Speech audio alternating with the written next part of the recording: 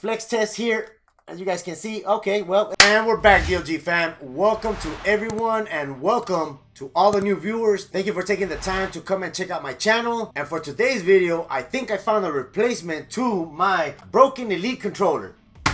That thing responds whenever it wants to, and I spent way less money on it. What am I talking about? Ta-da!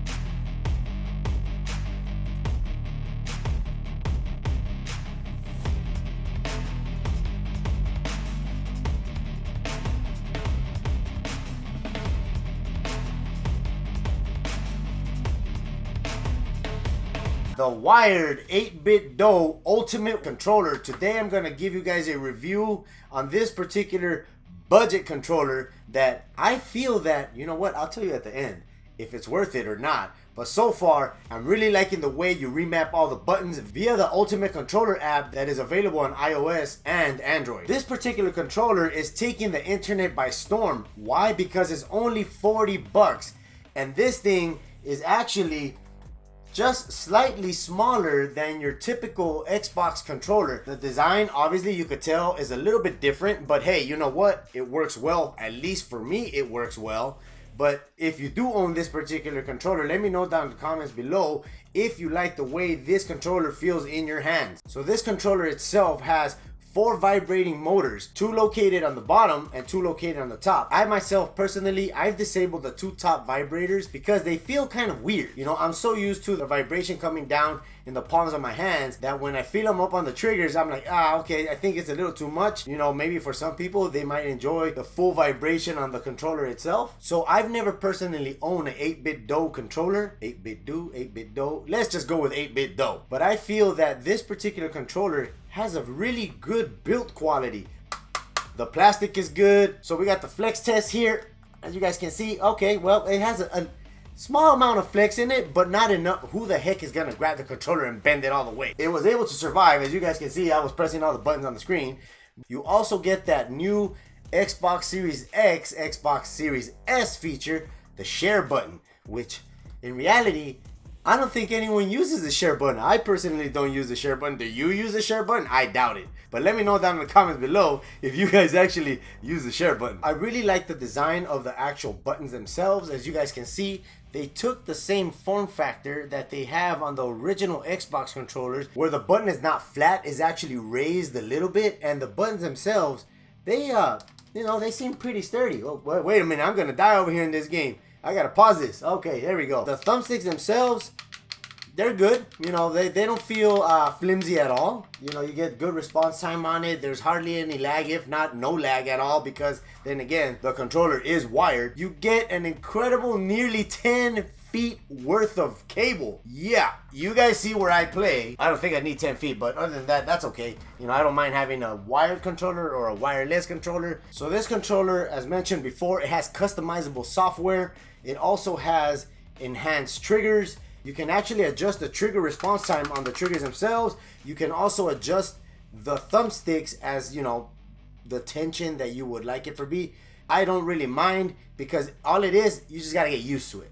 That's the way I felt when I had initially started using this controller, because the Elite Series 2 does have these switches on the back where you can adjust the trigger length or the trigger stop, and these do not have a trigger stop. The trigger stop is actually built into the software. I'll show you guys a little bit more about the software in a bit. The controller has 3 different profile settings that you can actually program: FPS, fighting games, or adventure games. Whatever floats your boat, you can set it up however you want.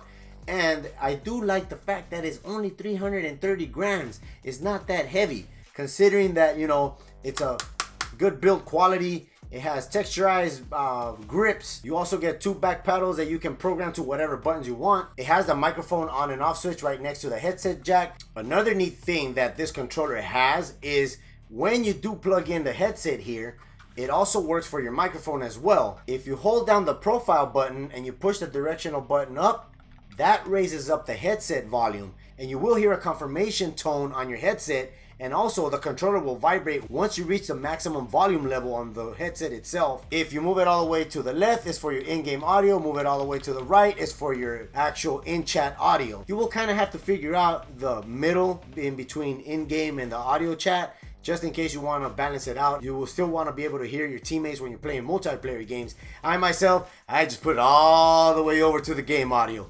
I don't play with anybody. So there is a direct competitor to the 8BitDo, but I do not own that particular controller, and it's by PowerA Gaming. They also offer a wired version with back paddles, but I feel that this controller takes the win. Why? Because of the ultimate software that you can use with it itself to remap any of the buttons. I'm not too sure if you do own one of the PowerA Gaming wired controllers, not the Fusion Pro ones that have the back paddles, but the ones that have the single back paddles on the back. Let me know down in the comments below, does that controller also have software that allows you to control the remappable buttons, which means every single button on this controller can do anything and everything that you want to a certain point. Alright guys, another amazing thing that this particular controller has is that not only can you download the software to your phone, but you could download it to your Xbox. Look at that, it's right there. You search for 8BitDo Ultimate Software. We're gonna go ahead and load it up, and I'm gonna show you guys how do you actually remap your buttons on the controller itself on the fly. So here we go guys. As you guys can see here, you're able to do your profiles. Mine are empty right now because I have not set anything up. But other than that, you can go to buttons. You could remap every single button on your controller except the share and the profile button. You could do your sticks, the sensitivity on your actual sticks. You could move it around. You see how the range on my sticks is all the way out right now? You can actually reduce it by moving these bars towards the inside, and now my actual range gets reduced by a little bit, and I don't have to actually pull the controller, the actual thumbstick, all the way down to reach 100%. I think this might work like for sniping. That might help because I'm literally like all over the screen. But you guys can see here, let's just put this back to how it goes because I don't want to mess up on the other games. But let's see. There we go. Okay. You could invert your x-axis, your y-axis. You could swap the sticks. You could swap the directional pad with the left stick. You could disable the dead zone. You could do a lot of things with this actual controller because of the software. That is amazing. I think that is a win situation right there. Now, if you go to triggers, here's what I was talking about, where you're actually able, you don't have the trigger stop anymore, but you do have the ability, as you guys can see on the screen, we could either press it all the way down for 100%, or let's reduce it, take it down to, I would say that's about 50. And that actually right there, that'll be 100% once I reach half pull on the actual trigger. Let's just put it back to how it was.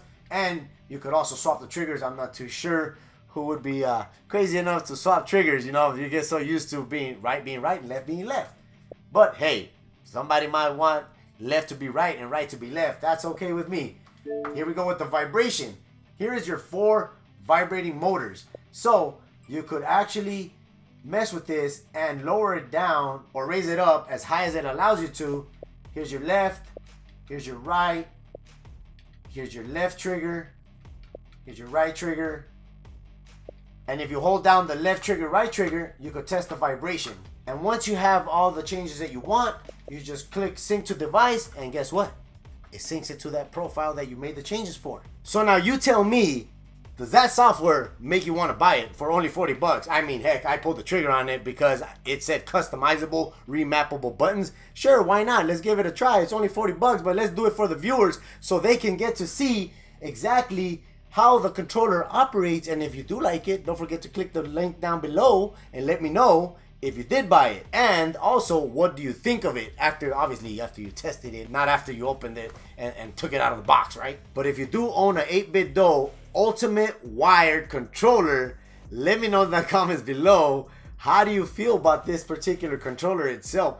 Do you like it? Do you like the build quality? Do you think that the software itself makes it a winner? Or just the way the controller feels and its functionality, does that make it a winner? For me, I think that the software is what makes it the winner, because it allows you to visually remap all your buttons without you having to guess, okay, well, I gotta hold down this option button, now I gotta press this button, then I gotta press the actual one that I wanted to remap. This controller is compatible with your Series X, your Series S, your Xbox One, and Windows 10 and or 11. So design-wise, I give that an 8. Why? Because I like the original Xbox design a lot more better. Customizability-wise, I give it a 9. I think that the software is what makes the controller itself. Don't get me wrong, it's a great controller, it's not heavy, it's the functionality is all there, but the software, that right there, that makes it an amazing buy. So, do I feel that this controller is worth the 40 bucks?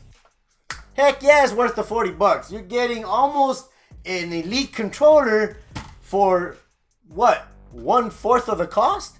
The elite controller ran back in the day for $179, I believe it was, and this controller goes for $39.99. I have maximum 45 bucks. And not only that, I'm enjoying playing with it. I used to enjoy playing with this till it started failing, but now, hey, guess what, guys?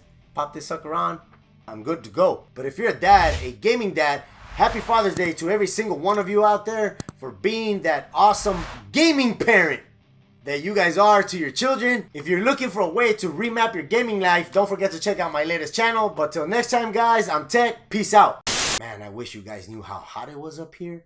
It's actually only about 60 something degrees in LA right now, but I film on the second floor of my house and I have to turn off all the fans and the AC and everything so the noise won't pick up, so I'm sweating bullets. Ah!